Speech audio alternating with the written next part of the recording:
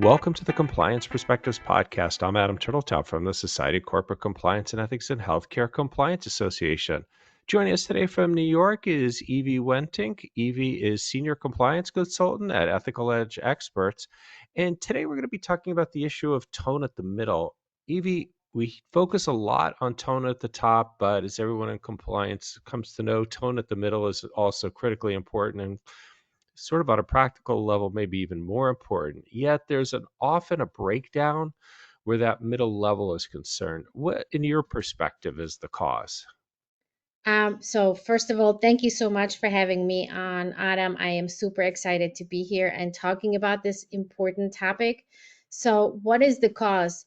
I think we just simply don't tell them. We don't spend enough time with the middle managers and explain to them what, is the intention of the compliance program, how it works, what are all the different elements, and just have a conversation. We don't tell them. I recently identified, and I've been talking about this. Many companies have a beautiful code of conduct.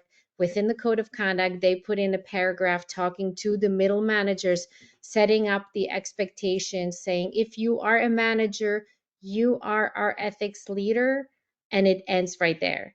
They're not given any resources, not given any training, communication, and I think that's really the cause for the breakdown in middle managers not being able to carry out those messages that we would like them to.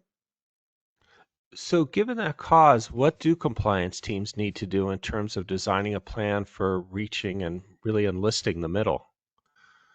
Compliance officers, need to create plans for the middle managers, informing them about what it means, an ethical, being an ethical leader.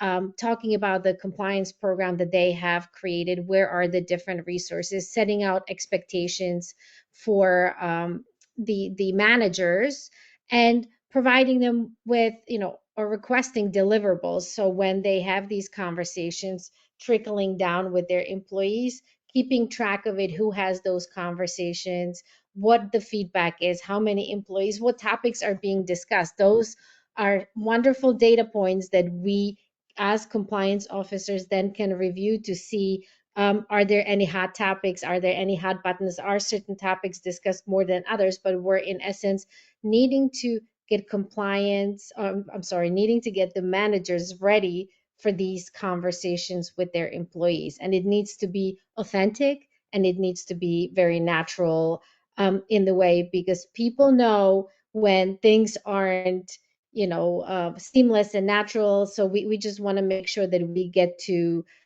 place where our managers feel very comfortable in talking about these different issues. For example, every day in the news, there is some kind of a ethics or compliance issue that could be discussed with your employees. Some are viral moments and some are not so viral, but there is many areas, whether it's fraud, whether it's conflict of interest, bribery, corruption, or process improvements. There's many things to be discussed, and I feel like we don't take the time to have these conversations.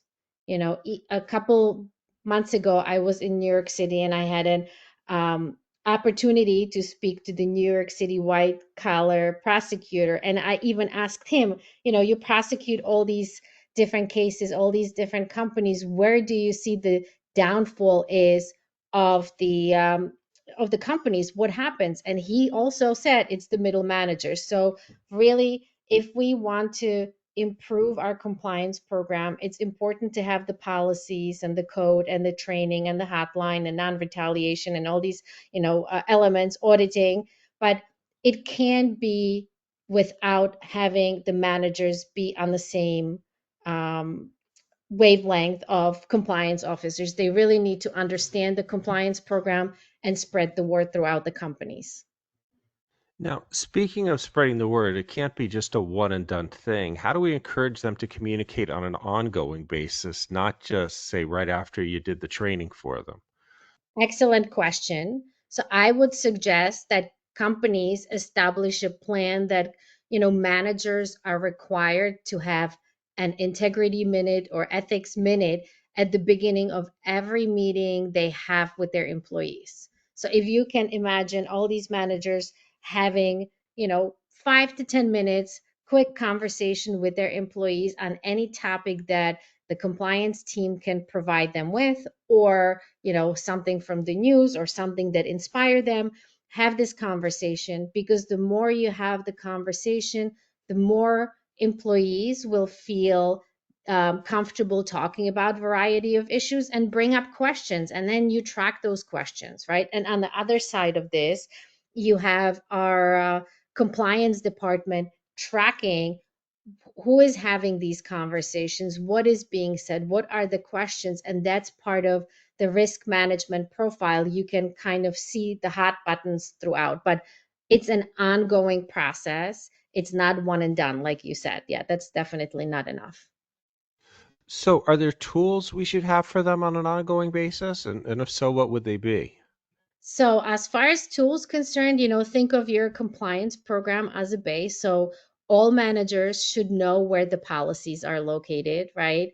And if there's update to a policies, they should be informed. So, having maybe a web-based page where you have a lot of the compliance resources listed, it's great. Having the code of conduct in there, creating in the past, we've created with when I was working in the company something called ethics spotlight cards. So you create these little cards, just different tools to help the managers talk about ethics and compliance. There is a lot of inspiration and a lot of great article that is published, by your organizations or organizations like yours, so they could take that and just providing variety of resources to the managers so that they can take whatever feels good to them and bring it to their employees. Or news articles. I think, like I mentioned before, there is a lot of great content in the news articles to talk about. Like, for example,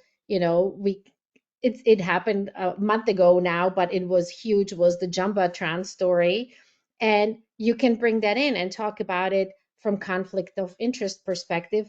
What does that look like to you, and whether or not it would be um, allowable under your company's policies? Just bringing in those conversations is very important.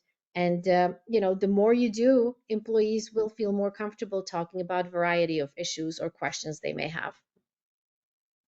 Yeah, as soon as you open the conversation, it definitely makes things easier. Now, there's a lot of areas, obviously, that you could talk about with employees, like you mentioned, things like conflict of interest and fraud, all sorts of things. What's the area that is most important to focus on? Is it encouraging employees to come forward with issues, having the managers infuse compliance and ethics in their conversations, something else, or all of the above?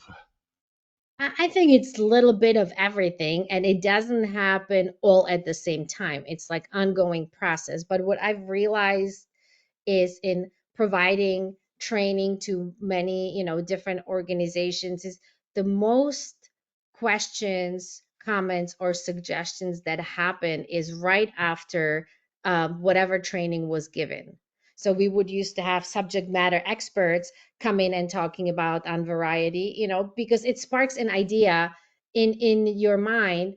I'm like, oh, wait a minute. You just remember. It happens to me all the time. I go on variety of training and I'm like, oh yeah, this makes sense here. So I think it's just natural for everybody to understand. And the reason is, like, the more you do it, the more you find out. And if you take the second part of what I said earlier, is if you keep track of it, then you can, in the way, create a heat map of what is being discussed where, what are the questions, and then you can work on your compliance program and make it fluid and twist it in the way it needs to be, addressing certain issues. So it definitely helps with the risk management aspect, and it's more fluid.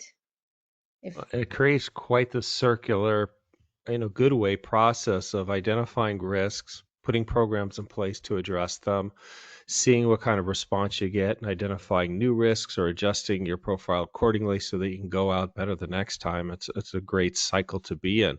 Well, Right. Evie, thank you so much for sharing these insights with us today. I want to thank all of you for taking the time to listen.